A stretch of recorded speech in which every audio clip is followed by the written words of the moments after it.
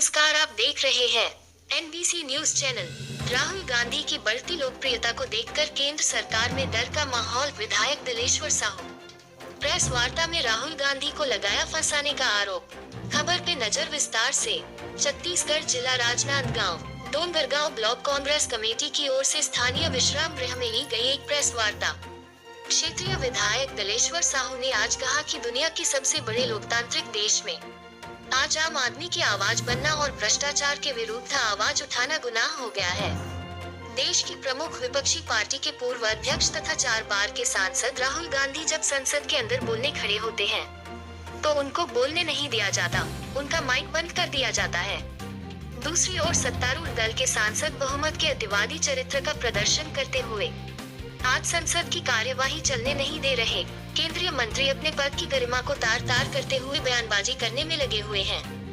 जब इन सबसे भी राहुल गांधी कांग्रेस पार्टी और विपक्ष की आवाज दबा नहीं पाते हैं तो राहुल गांधी की संसद सदस्यता समाप्त करने का षड्यंत्र रचा जाता है।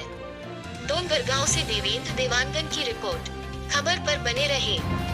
ऐसा पहली बार है कोई नेता इतना त्याग तपस्या करके लोगों के बीच में जाना, और जो जिस हिसाब से उनको जो रिस्पांस मिला है पूरे क्षेत्रों में, पूरे प्रदेशों में, तो एक उसका प्रतिक्रिया उनको ऐसा हो रहा है कि आने वाले समय में उनके लिए खतरा बना हुआ है, इसलिए उनने ऐसा करने का प्रयास किया है। ये प्रकरण आगामी चुनाव में कितना असर डाल सकता है? देखो, कोई भी अच्छा काम करेंगे और बुरा काम करेंगे तो अच्छा काम का भी परिणाम अच्छा मिलता है, और वो जो बुरा करने का जो प्रयास किया उनका भी परिणाम उनको मिलेगा। जो जिस भावना से उनको उनकी सदस्यता को हटाने का प्रयास किया, रद्द करने का जो प्रयास किया, वो दुर्भाग्यपूर्ण है। क्या संसद में बोलने का अधिकार सभी लोगों को होना चाहिए? बार बार माइक बंद करना, ये मैं सोचता हूँ कि जो उनकी गतिविधि है, राहुल गांधी जी के जो जन भावनाओं के अनुरूप जो काम करने का जो तरीका अपनाया है, उनको रास नहीं आ रहा है। इसलिए उनके आवाज़ों को बुलंद आवाज़ जो आवाज़ लोगों के पास जो बुलंद करने का जो उन्हें निवेदन कर रहे हैं, उसको शायद वो दबाने का प्रयास किया जा रहा है। और ये संभव ही नहीं है कि हमारे नेता के खिलाफ अगर बेबुनियाद ढंग से उनको अगर सदस्यता को हटाने का प्रयास करेंगे तो हम सब उनके साथ में और जन समुदाय उनके साथ में है।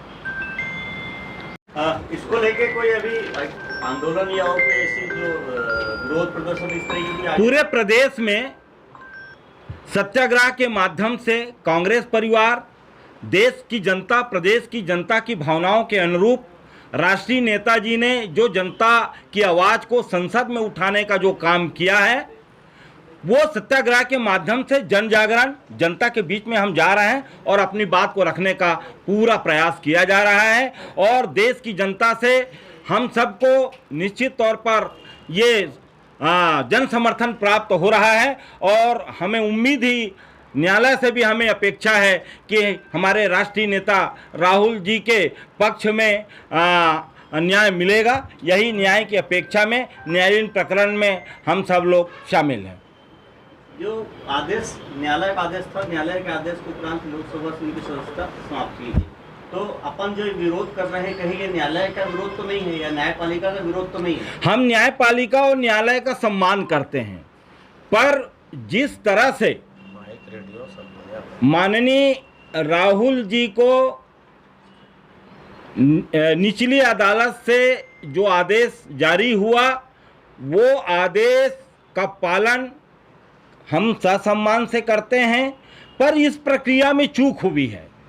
इस प्रक्रिया को पालन कराने के लिए जिस तरह से लोकसभा के अध्यक्ष माननीय बिरला जी ने जल्दबाजी किया, न्यायालयीन प्रक्रिया की गतिविधियों को पूर्ण न होने के पहले पूर्वाग्रह होकर उन्होंने जो उनकी सदस्यता समाप्त की है, उस पर हम रोष व्यक्त करते हैं, विरोध प्रकट करते हैं। वैसे राष्ट्रपति के पास जाना था, राष्ट्रपति जी के अभिमत के बाद ही लोकसभा में जाता और लोकसभा फिर उस पर जो भी आदेश देते वो मान्य होता। तो यहाँ पर राजनीतिक जो बू आ रही है, उसका हम पुरजोर विरोध करते हैं और न्यायपालिका का सम्मान करते हैं। अभी आपने कहा कि पहले राष्ट्रपति के पास जाना था, बाद में लोकसभा के पास आना था।